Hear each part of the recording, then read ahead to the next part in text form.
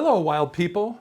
Welcome to part 2 of Gear for Older Hikers, or what could be called the Older People's Gear Choice Awards.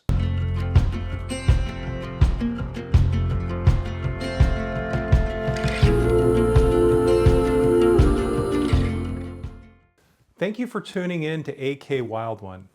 A couple of weeks ago, I posted a video about gear for older hikers and backpackers, and I was surprised by the reaction, the feedback, comments, and sometimes strong opinions that took on an almost religious fervor.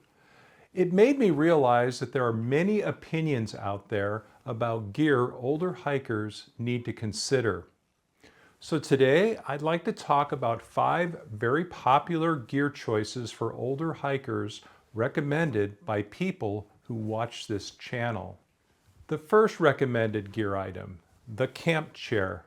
Quite a few folks commented on how much they love their camp chair. Some even called it a game changer. Now I can understand why. Sitting in the dirt day after day can take its toll. And using a chair offers a tactical challenge for the mounds of ants you might meet along the trail. The first recommended chair, the Helinox Chair Zero, ultralight compact. It's about $160. It weighs 1 pound 7 ounces and it can hold up to 320 pounds. It's made out of DAC aluminum and it measures 14 by 4.5 by 4 inches packed. The next popular chair is the REI FlexLite Air Chair, and it costs about $100.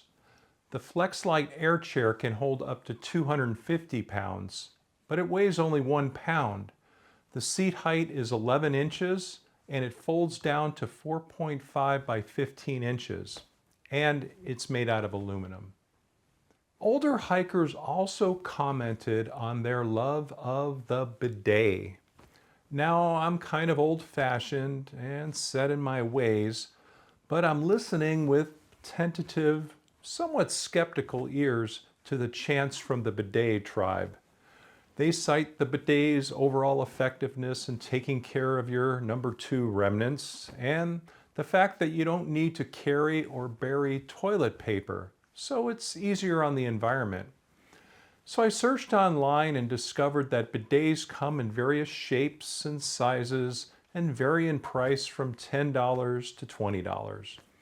You can also buy the bidet top without a bottle and attach it to your own preferred bottle. The nozzle has an opening that is designed to shoot a stream of water to the Neverlands and clean things out.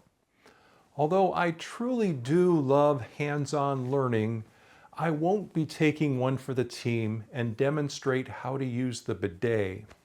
You see, I want to maintain my subscribers to this channel, and secondly, I don't want to frighten your pets at home. The next item recommended by viewers of this channel is the Pea Bottle. Many older hikers swore by the noble Pea Bottle.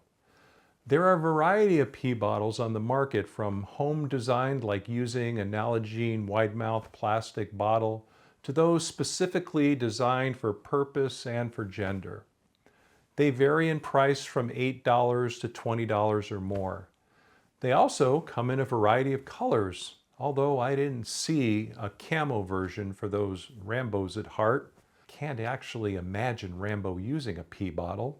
I imagine it's pretty important to have a clear method for identifying your pea bottle versus your drinking water bottles.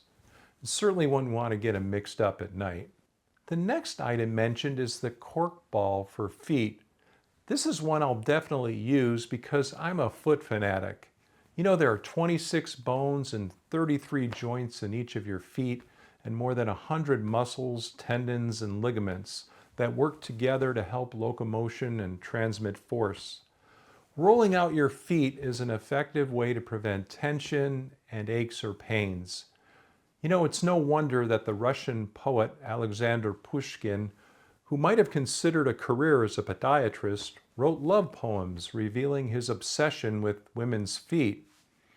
Anyway, back to the topic, Rolling your feet help out the fascia, or the muscles and connective tissue. You actually have 4 separate layers of muscles on the sole of your foot. By improving the mobility of your feet, it can also influence how your knees, hips, and spine align, and everything above. Rolling your feet might help release tightness up the whole back line of your body.